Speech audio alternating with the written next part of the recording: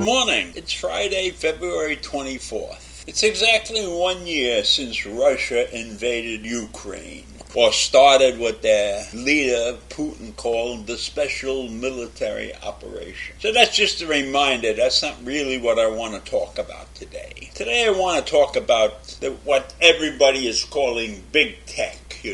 I don't know if it's so big, but they are used by millions and billions of people, so I guess that makes them big tech. Now, most of you know that I made my living in tech, but in those days we were computer designers, we were programmers, we were systems analysts. We were not data scientists or any of the fancy names that they've given the people today. And we made a good living, and it was a challenge. It was a challenge because there was no such thing as an app when we were in the business, when I was in the business. We did everything from scratch.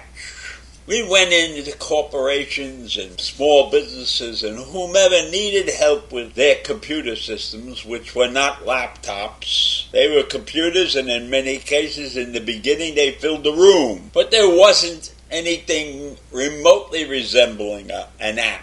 What we went in and we designed what we called a computer program to do a job or a particular set of jobs, right? And the worst thing that could happen to us in those days was if a client had somebody from another computer organization come and talk to them about taking over the job that we were doing, that my company was doing. The company I worked for was foolish enough to show them the reports and the other information that we had developed, and essentially they were giving away our work because the people would look at it, they would see what we had done, and then they could bid on the job. But that's the way it was in those days, and I'm going back. Now it's probably about 70 years since the times I'm talking about. But today we have apps. And apps are in the hands of many, many people. Old, well, not that old. I believe they're in the hands of mostly middle-aged and younger people. And my grandchildren and my great-grandchildren all have mobile phones and have access to these apps. And these apps happen to be under attack right now. In fact, in Chatham, New Jersey, there is currently a major lawsuit against some of the companies that are producing these major apps. The Chatham schools are suing these tech companies over their social media platforms, their apps, because in the view of Chatham, they are causing great harm to the students in their population. So the school district has filed a lawsuit against these big tech firms, claiming that the companies were to blame for the students' worsening mental health. The schools claimed that the big tech companies had a direct impact on the school's ability to carry out their educational mission. So they're blaming the big tech for probably having problems in their educational school system. I find that pretty amazing, because it should be happening all over the country. Chatham is not the place that necessarily would be the only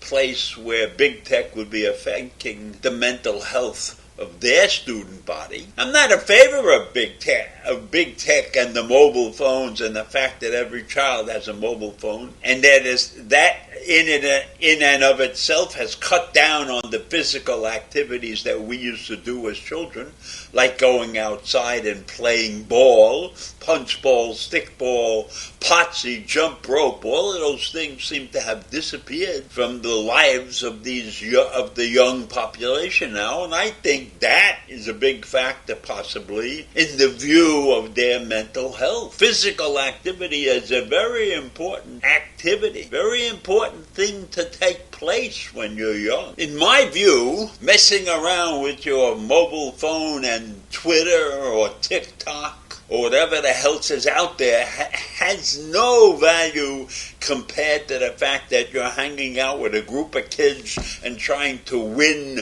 at some event. A punch ball game, a stick ball game, a basketball game, jumping rope, whatever it is. Potsy. Those things had a value. The value was the interaction between people. The value was understanding the difference between winning and losing and being able to cope with what you're going to face later on in life. I do not know what these apps benefit to the children of today is in their futures. Yes, maybe they could be tech savvy and do things like that, but there are emotional things that go on when you interact with people that is definitely missing when you're hanging out with your phone. So what did the school district actually do? They filed a complaint against the parent companies of Facebook, Instagram, Snapchat, TikTok, Google, and YouTube, and claimed that the companies purposely designed their products to entice young people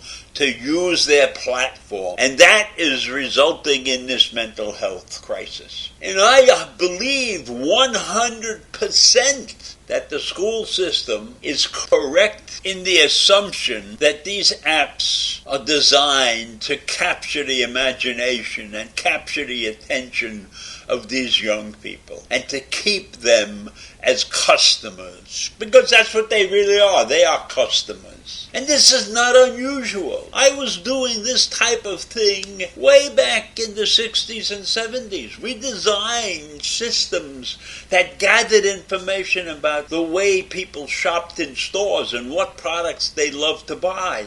And then we could use that information to entice them to come back again and again and again. And so that is what is happening in the mobile phone industry with the children and the app, the TikToks and the Twitters. That's what they're doing. They're doing something that's been going on for 50 or 60 years.